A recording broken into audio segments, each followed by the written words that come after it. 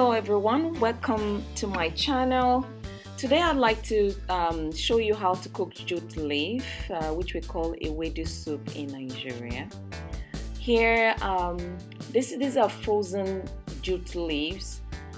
They come in this packet and they're frozen, and usually I buy a lot of them, and when I'm ready to cook I just bring it out and I allow it to thaw. As you can see, there's a lot of fluid or liquid that comes out of it once it's stored. I actually was just going to cook and I decided, oh, maybe I should just make a video. So I already have some of the jute leaves in the blender. You would use the pause function on the blender, so that way you don't blend it very fine.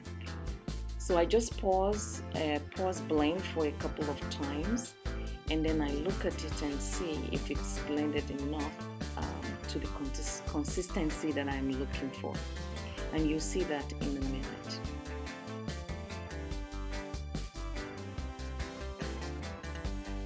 So I just take a look at that. Once the leaf is blended to what I'm looking for, which I'll show you how you should blend it. I will show you once I get to this point. This is actually a voiceover, so I kind of already know that I'm going to show you. That's why I'm talking about it.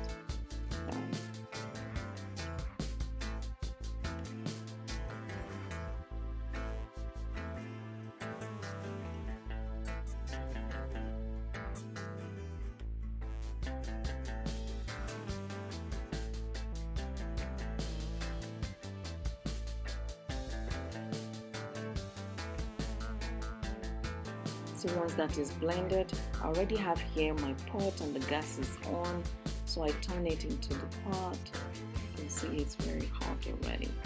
Then I don't turn everything, I leave some in the blender. So this would be my liquid to blend the next set of leaves. That way I don't get to add too much liquid in it. The secret behind cooking the frozen jute leaf is not adding too much liquid. You don't need any extra water.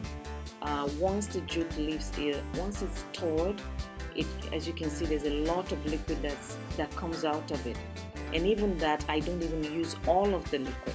So in order to reduce the quantity of water that I put in the jute leaf, I leave some that I've already blended to mix the next batch.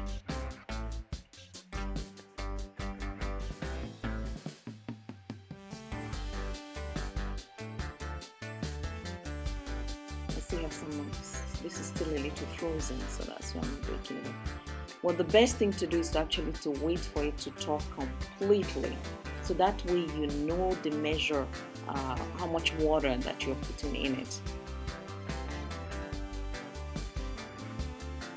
Here I'm draining out excess water. You can always add more water if you need it. It's easier to add water because you can take out once you've already flooded it with water. So you have to be very careful when you're blending it. So here I think I need a little bit of water, so I'm just going to add some.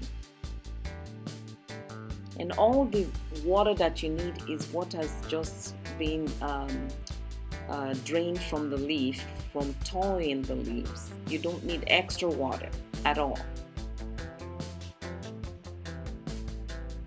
The water that comes out of the leaves once it's stored is more than enough. You'll see what I mean at the end of the day.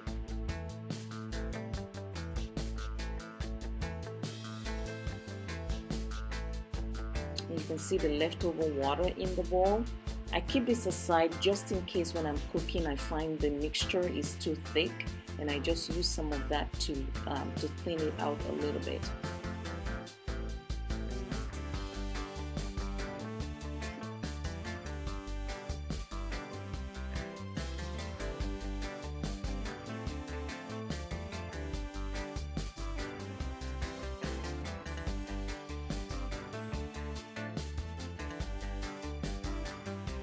I cook a lot of this. Actually, I cook about 10 packs of this. of the jute leaves, because at the end of the day I just pack them and freeze them, and I use them as needed. So now I've blended everything, and you need extra items for your soup. You need salt, seasoning to taste, and also crayfish, which is optional.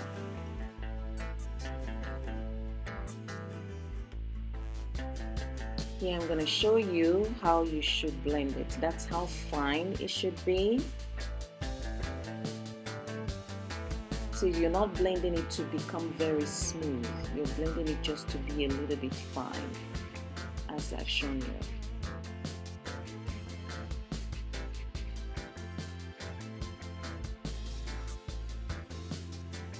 This is going to last a very long time, and it saves really well in the freezer.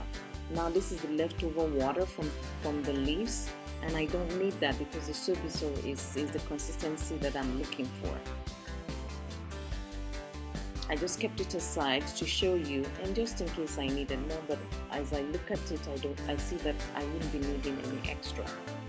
Now that the jute leaf has cooked for about 10 to 15 minutes, all you need in your pot is just the jute leaf, the blended jute leaves. Once it has cooked for about 10 to 15 minutes, you don't need this to cook for too long at all. I turn off the gas. You add all your spices and seasoning off the heat. So you turn off the gas, and then you add your salt, your seasoning of choice, and crayfish. If you add this while it is boiling, it reduces the slimy nature of the soup. So it's better to add it when it's off the heat. In fact, you could add it when it's almost completely cool, maybe still a little bit warm. But here I'm adding it off the heat. I've turned off the gas.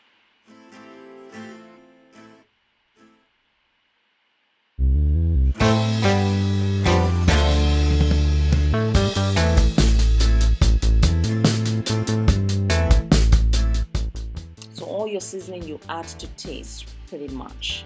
You can add and then taste it and see if it's okay. If it's not, you can add a little bit more as you like. Now I mix up everything, mix all the seasoning together in the Ewedu soup or jute leaf soup.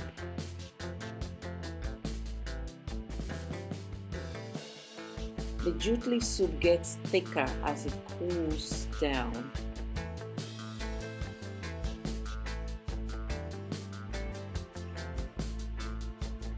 Now it's been a couple hours, I think about 4 or 5 hours or so, and now you can see how much thicker it is. Now your jute leaf soup is ready.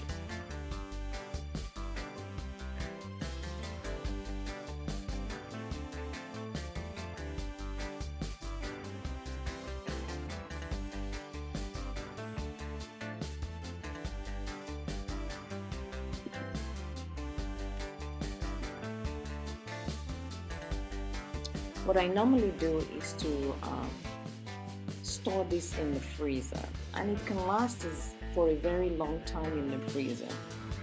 You need Ziploc bags, or maybe any small bags that you have. It's better to portion them as you need them, so that you bring out the pack that you need. And to serve the Ewedu soup, I also have chicken soup cooking on the other stove or gas. This you can serve your jute leaf soup with semolina, amala, basically any bolus food that you feel comfortable with. You can also serve it with eba. Here I'm going to serve it with semolina and chicken soup. I hope you've really enjoyed this video. Here you have it, semolina with chicken soup and Ewedu soup. Thanks for watching. Please like, share and subscribe to my channel. I'll see you in my next video. Goodbye.